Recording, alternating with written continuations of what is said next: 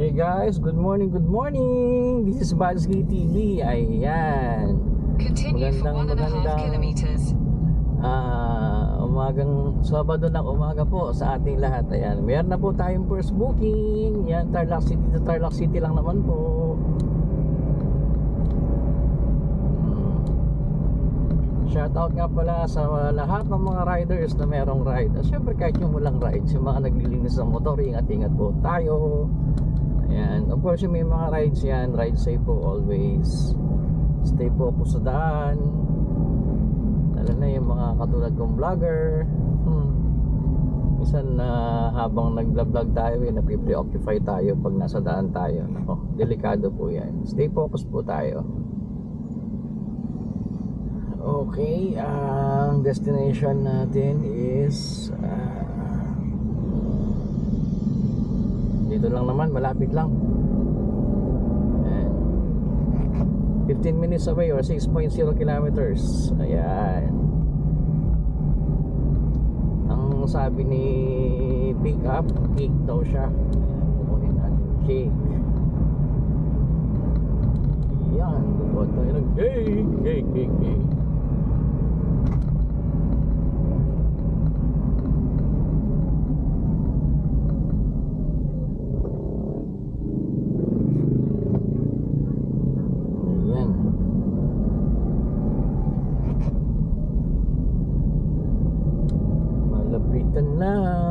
Okay guys, balikan ko kayo May pinalabas din si Heidi Mendoza kung paano yung breakdown kaya siguro maganda ma-correlate In 400 meters, turn right after the gas station onto Santa Rosa, Tarlac Road. Sino ba yung bisita natin dating DPWH? Babe Singson. Sinasabi I remember him telling the full test in an interview kung paano dapat gawin Yes. Kung how to go platform parang hindi ko nakafocus yung budget. Yes. Baka nakafocus sa iba, din natin alam. Hindi, pero yan nga po, ang gusto ko lang po muna bigyan din dito ngayon, itong diwan ng pagkakalita, ito pong diwan ng bayanihan, na dati pa ho namin sinasabi dito sa Radyo CSI, Pangba, ay isa sa mga major acts. Take the second right after the gas station onto Santa Rosa, Tarlac Road. Volunteerism. So, yan po ang ating gustong itulak dito sa ating programa na sa mga ganitong panahon dapat nagkakaisa. Unity tayo, pero the real unity. Yung tunay na pagkakaisa. Continue on Santa Rosa, Tarlac Road for 1.5 kilometers. Nakikita yun. At saka, ano mo yun di ba, pagka in solidarity ka, mas nakagagaan din ng loob, na bagamat nakikita mo yung ganong paghihirap, kung nakikiisa ka sa pagtulong, sa pagbibigay ng ayuda, kahit pa paano may... Alam po may sabi sa akin yung pag-ibahay ni na Rapi medyo na-damage. Hindi, grabe nga daw, grabe. Tsaka, pero nakatutuwa din, yung talagang sa serbisyo, buwis buhay pa nga, sumusuong sila sa bahay. At nakabubuhay ng loob yun, lalo na yung mga na-stranded talaga. Tsaka yung kumakabataan, DJ Navante, so yung leader, na kasama ko last election, so mabilis talaga sila kumilos. Oo. Kaya nakapag-establish agad sila, marami na agad na tulungan. So tama, sabi din ni Heron, na talagang bayanihan. Yun tayo umaasa. Yes. Okay. So mga ka-goodwill, yan po ating mga naging bisita, ang Angat Buhay, ang Tanging Yaman Foundation, at saka ang Arimen Foundation. Please, tumingin po kayo sa ating Facebook page ng Radyo CSR. Tingnan nyo yung ating pagtatangal ngayong araw na to. Ando dun po ang lahat ng pamamaraan upang kayo ay maging kaisa ng ating mga kababayan. Lahat po ng paraan ng pag-donate. Wala na ho kayong excuse. Bank, GCash, Maya, International naman, lahat po nando doon. So, at yun nga po, sigurado kong makararating yan. Sisiguraduhin nyo lang po dun sa tatlo naming binigay, dun po muna kayo mag-focus ng inyong tulong para sigurado tayo. At syempre, si Ricky, di ba meron tayong pamaskong handog? Ay, oo. Yan, ako, Meron na ho tayong mga listahan ng winners, no? Pero, announce na lang namin sa November, doon sa ating pagtatanghal sa November. Doon po natin i-announce yung mga winners natin sa 4 na Sabado ng October. So patuloy lang ho kayo mag-like and mag-share at malay nyo, kayo ang mag-uwi ng ating electronic voucher worth 500 pesos mula sa Jollibee Group, na kung saan pwede nyo pong gamitin to kahit sa ang Jollibee outlet, Jollibee Man, Greenwich Pizza, Mang Inasal, kahit ano, basta Jollibee Group, no? At yan po ay ating pamaskong handog sa inyo, kasi alam nyo naman, September pa lang, Pasko na dito sa atin, no? So, yan, announce natin yan. Meron na ho tayo napili, pero BBT na natin ng konti. So, doon na ho sa November at doon na ang birthday namin ni Sir Ricky. Malapit pa pala. Malapit ang birthday namin. Yan na ho ang aming pa-cheeseburger. Ayan. Okay, so next week po ang ating makakapanayam. Siyempre, magagalit na naman sa akin si Elaine. Pero meron po tayo makakapanayam na mula sa embassy, kung di ako nagkakamali, no? So, Ano embassy? Philippine embassy? No, iba, foreign embassy. Okay. So, yun po, shout out sa ating mga kasamahan dito, sina Elaine at sina Ted at yung team natin sa Radyo CSR, patuloy lang. And then also, yun pong mga kasamahan natin sa LTF, no, sa League of Corporate Foundations. Alam ko na nagmo-mobilize din yung disaster response committee.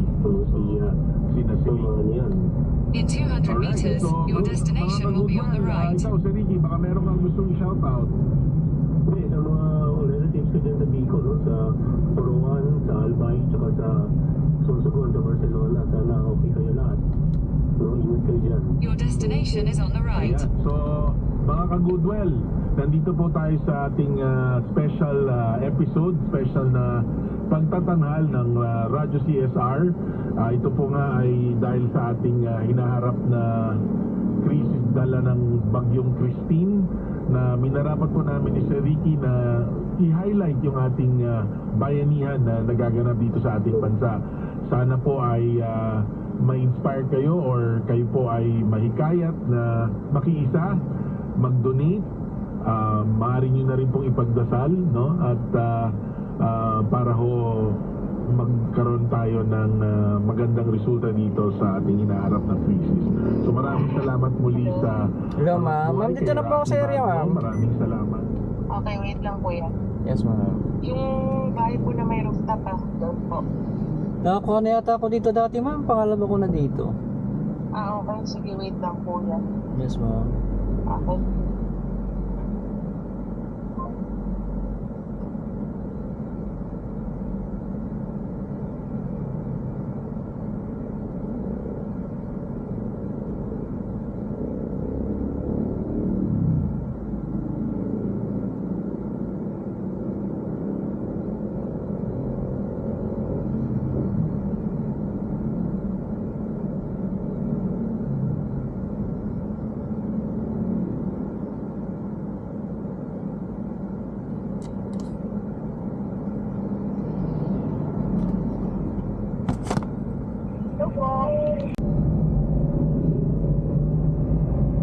Yan guys,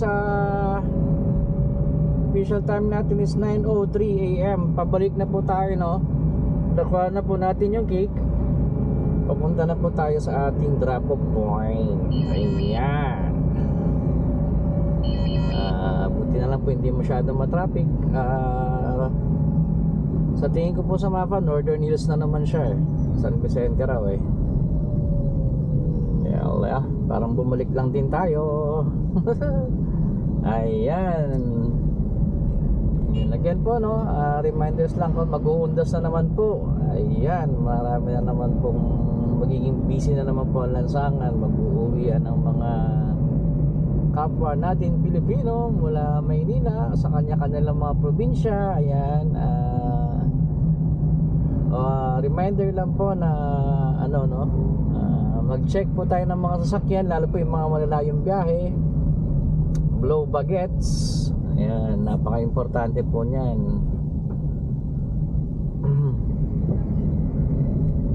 ano, yung mga more than 12-10 hours ang biyahe. Yan, saka wag po natin madaliin. Napaka-importante po na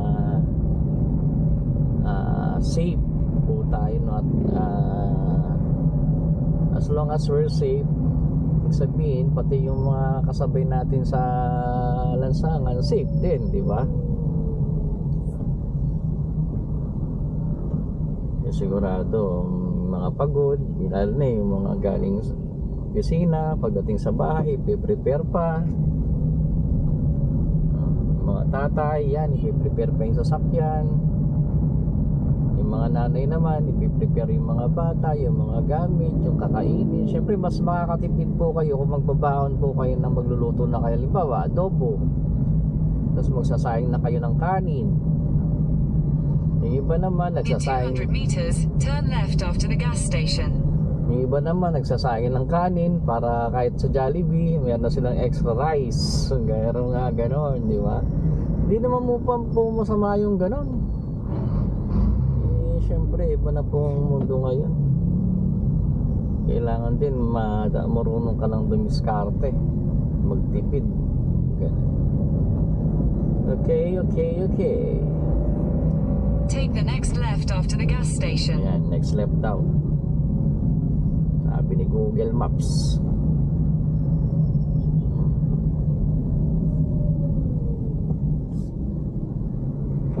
Sabi ni Google Maps. Ayan mga kaibigan, it's time now is 9:19. Ayan. Nandito na po tayo Your sa destination is on the right. drop-off point. Ayan, tawagan na natin si Madam. Tawagan na natin si Madam.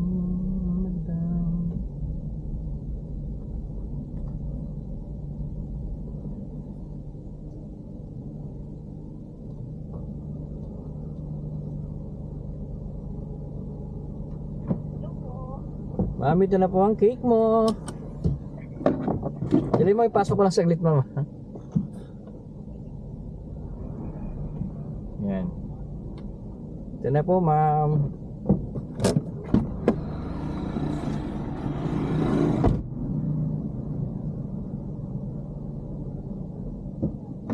Hindi.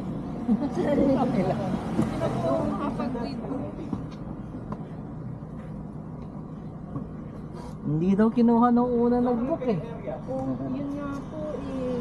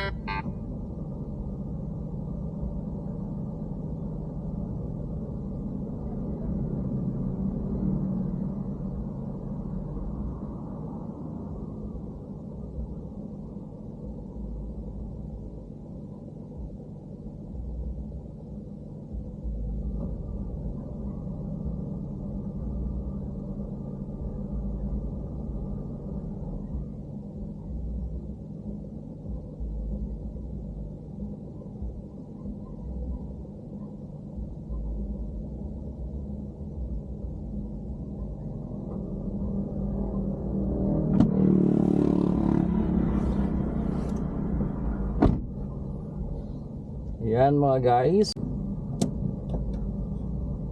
So okay po guys, na drop off na po natin ang ating first tawag dito, first booking. Ayan, wait na po tayo ng second booking, pero uwi muna tayo.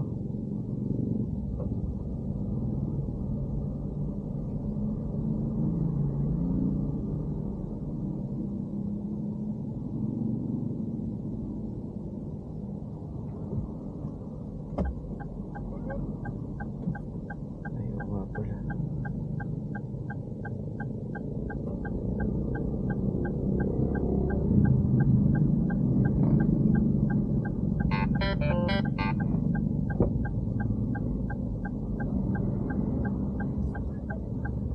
Yes, ma'am? Hindi na po kami. Na-receive nyo na po. Ito po ba yan?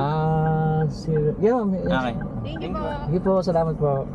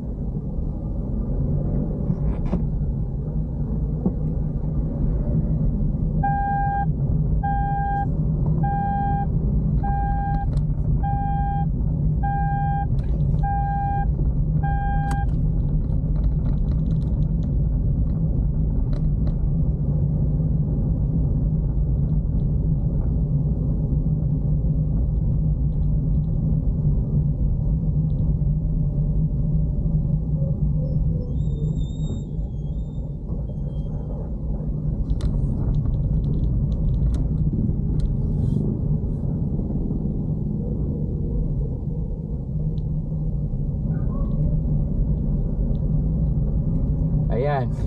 Nakalimutan ko, naka-record pala ako. Ayan po, tapos na po ang ating first booking. At tayo po ay uuwi po muna ng ating bahay. Ayan. So, thank you so much sa aking customers doon sa pick up. Thank you, ma'am. Shout out sa inyo. Pangalawa ko na po yun kay ma'am doon sa pick up. Tapos doon sa drop off.